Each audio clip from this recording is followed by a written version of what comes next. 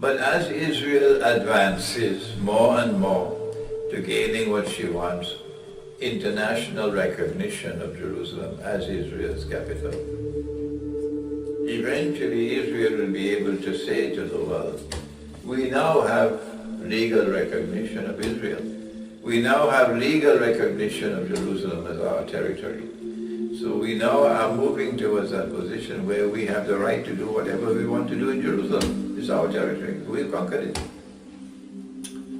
At that time Israel can say, but according to law of war in Islam, according to the law of war in Islam, your law of war, we have the right to take Masjid al-Aqsa, your Masjid al-Aqsa, and transform it into our temple of Solomon.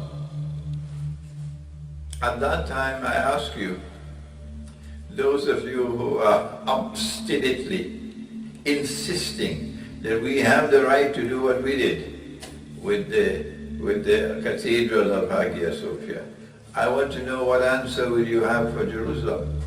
What answer will you have to give to Israel tomorrow? That is my question to you. Israel will have the right, according to you and your bogus law, Israel will have the right to take Masjid al-Aqsa and convert it into a Jewish temple, and there is nothing you can do to say that Israel is wrong in doing that.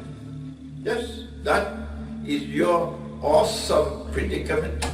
That is the foolish corner in which you have placed yourself because of your obstinate insistence, despite reason and common sense, and despite the Quran, and despite the Sunnah, of your foolish decision that yes, you have the right to take Hagia Sophia and convert it into a masjid. On Judgment Day, you'll have to answer to Allah for that. I'm warning you, every single one of you who in your heart and on your lips, you have declared and you continue to declare that we have the right to do what we did with Hagia Sophia. Most of you in Turkey. I'm not talking with venom and hostility and hatred in my heart to you.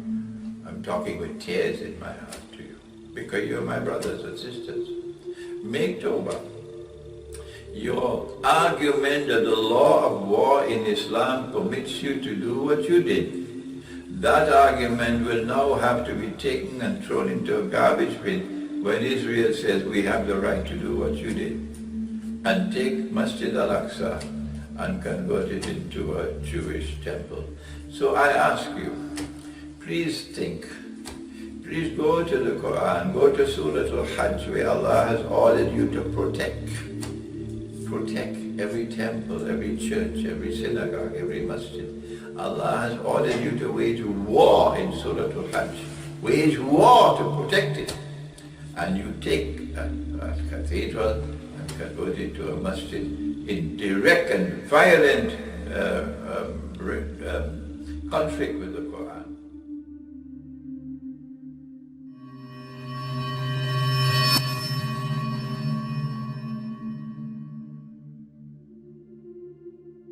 And they reply invariably, and they say it's the law of war in Islam. The law, according to them, not to me, according to them. The law of war in Islam is that if you wage a war, which you consider to be a just war, and you defeat the enemy, who you consider to be your enemy, then you have the right, when you take control of his territory, you have the right to take his church or his temple or his synagogue or whatever it is, and converting it into a masjid. That is what the law of Islam says.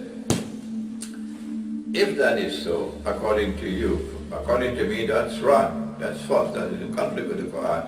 But that's a different matter. We're not going to discuss what the Quran says now.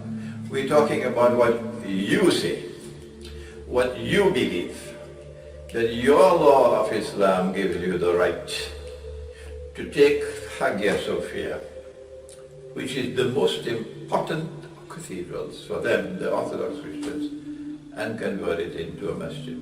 Good. I want to say to you that now you have a predicament, and I can't help you with your predicament.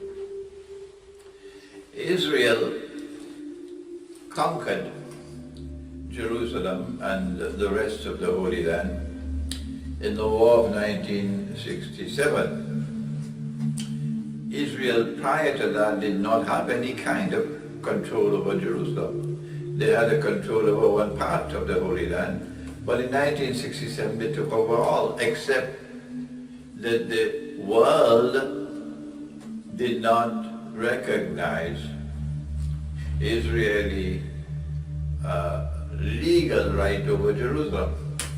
Now, the Security Council of the United Nations organization refused to extend that legal recognition.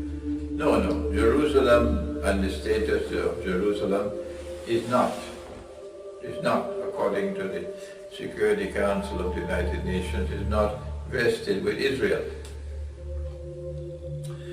And so Israel could not claim Jerusalem as its capital and succeed in that claim.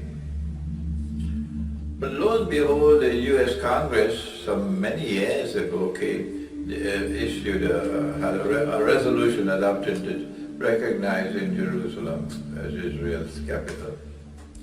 And every U.S. president simply kept on postponing the de facto entering into force of that resolution, until came a schoolboy named Donald Trump. And now he has extended de facto recognition of Israel as Jerusalem's capital.